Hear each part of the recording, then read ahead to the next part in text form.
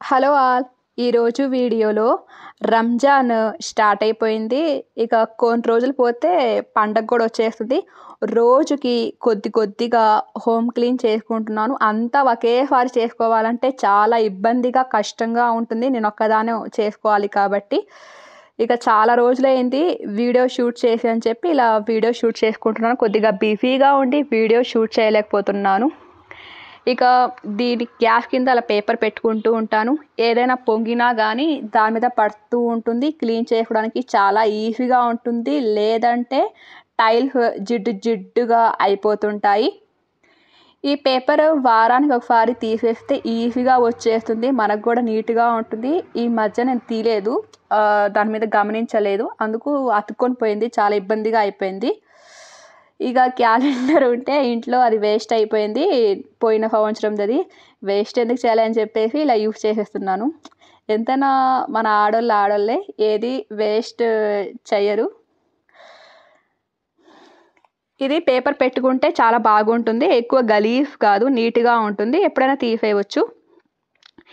ఇక ఈ అంట్లు అయితే చాలా పడిపోయాయి. అంట్లు తోమాలి, బట్టలు ఉతకాలంటే కొంచెం కష్టంగానే ఉంటుంది. మిగతా 10 ఎంతైనా చేసుకోవచ్చు.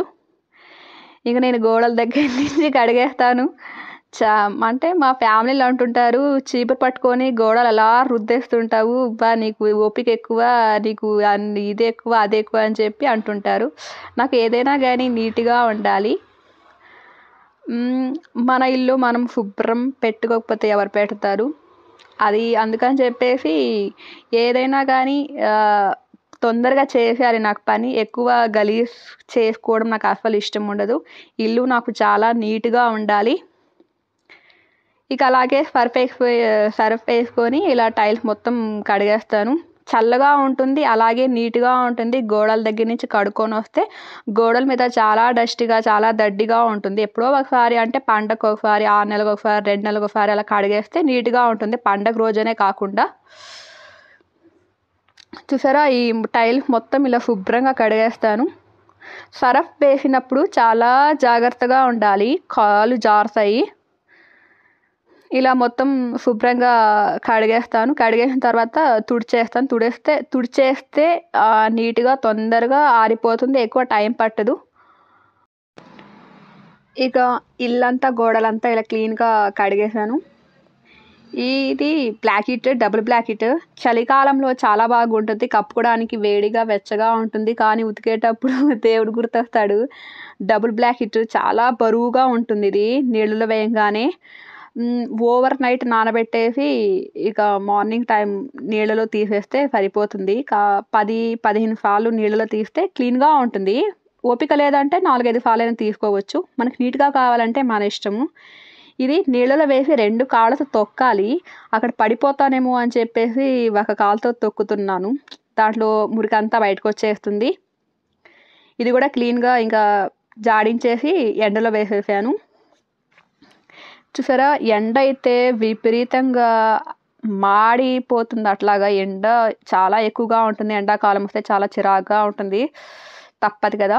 ఇక ఈ దుప్పట్లు, బెడ్షీట్లు, బట్టలన్నీ ఇలా ఉతికేసాను.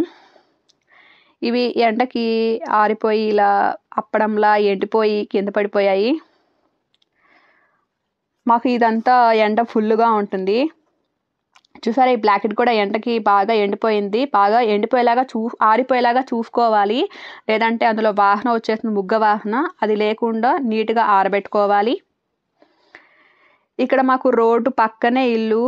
చాలా దుమ్ముగా ఉంటుంది, చాలా వరస్ట్గా ఉంటుంది. ఇది మామూలుగా నీళ్లు వేసి కడగొచ్చు, కానీ మనం ఉతికి మన ఊరికనే నీళ్ళు వేస్తుంటే అవన్నీ పెయింటింగ్ ఊడిపోయి చిలిమొచ్చేస్తుంటాయి. అందుకని చెప్పి ఎక్కువగా నీళ్లు వేయకూడదు. ఎప్పుడన్నా ఒకసారి వేసుకొని క్లీన్ చేసుకోవచ్చు.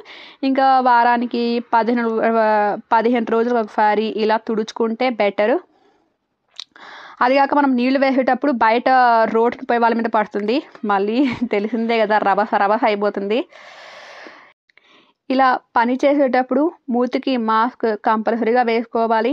డస్ట్ అలర్జీ వచ్చేస్తూ ఉంటుంది. నాకు కూడా డస్ట్ అలర్జీ ఉంది. చాలా ఇబ్బందిగా ఉంటుంది. ఇక ఇది క్లీన్ చేసుకోవడానికి నాకు చాలా టైం పట్టింది. చాలామందికి తెలియని విషయం, ఇంటికి రాగులు తెచ్చిన తర్వాత ఇలా ఎండకి ఎండబెట్టేసి, ఆడించేసి, గాలికి ఆడించి మిషన్‌లో వేస్తుంటారు. అలా కాకుండా ఒకసారి శుభ్రంగా బాగా కడగండి. 1కి 5 సార్లు, 10 సార్లు బాగా కడగండి. ఇందులో దుమ్ము చాలా ఎక్కువగా ఉంటుంది. అలాగే ఆడించడం వల్ల హెల్త్ ప్రాబ్లమ్ వస్తుంటాయి. ఒకసారి మీరే చెక్ చేయండి. ఇందులో చాలా డస్ట్‌గా ఉంటుంది. శుభ్రంగా కడిగి ఆడించుకోండి. ఇక డీమార్ట్ నుంచి ఇంటికి కావాల్సిన సరుకులన్నీ తెచ్చుకున్నాను. ముందు కన్నా ఈసారి ఎక్కువగానే తెచ్చుకున్నాను. అంటే నెలంతా ఉపవాసాలు ఉంటాం కదా అని చెప్పి మళ్ళీ మళ్ళీ పోలేం కదా మేము. అందుకని చెప్పి ఇలా అన్నీ తెచ్చుకున్నాను. ఇక డబ్బాలు మనం కొన్ని కొన్ని సరుకులుంటాయి డబ్బాలో. అవి వేసి శుభ్రంగా కడిగి ఎండబెట్టి మళ్ళీ అందులో సరుకులు వేసి చాలా ప్రాసెస్ కదా అని చెప్పేసి మనం ఎక్కువ జిడ్డుగా ఉంటే కనుక వేడి నీళ్ళలో కొద్దిగా సర్ఫ్, కొద్దిగా వంట సోడా వేసుకొని ఇలా తడి బట్టతో క్లీన్ చేసుకుంటే తొందరగా క్లీన్ అయిపోతుంది. ఎక్కువ పని కూడా ఏమి అనిపించదు. డబ్బాలన్నీ ఇలా క్లీన్ చేసుకోవాలి. ఊరికనే కడుగుతూ ఉంటే ఆ డబ్బా మీద ఉన్న ఆ పెయింటింగ్ అంతా పోతుంది. షైనింగ్ అంతా పోతుంది. గీరలు గీరలు పడిపోతుంటాయి. అలా కాకుండా అలా తుడుచుకుంటే మంచిది. ఇక ఇందులో వేయాల్సిన సరుకులన్నీ ఇందులో వేసేసాను. మనం ఎప్పుడైనా గానీ డబ్బాలు ఖాళీ అయిపోయిన తర్వాత వేసుకుంటే మంచిది. మనము కొన్ని ఉండంగానే వేసేస్తే ఆ డబ్బాల కింద ఉన్న దాంట్లో అవి పురుగులొచ్చేస్తుంటాయి, పాడైపోతుంటాయి. మనకి మిగిలితే పైన వేసుకోండి. అవి తీసేసి కొత్త సరుకులు మాత్రం కింద వేసుకుంటే మంచిది. ఇలా డబ్బాలు ఖాళీగా ఉంటే అవి శుభ్రంగా ఇలా తుడిచేసి ఇలా క్లీన్‌గా వేసుకున్నాను. ఇక అంతేనండి. వీడియో నచ్చితే తప్పకుండా సబ్స్క్రైబ్ చేయండి, లైక్ ఇవ్వండి, అవసరమున్న వాళ్ళకి షేర్ చేయండి. మీకెలా అనిపించిందో కామెంట్ కూడా చేయండి. థాంక్స్.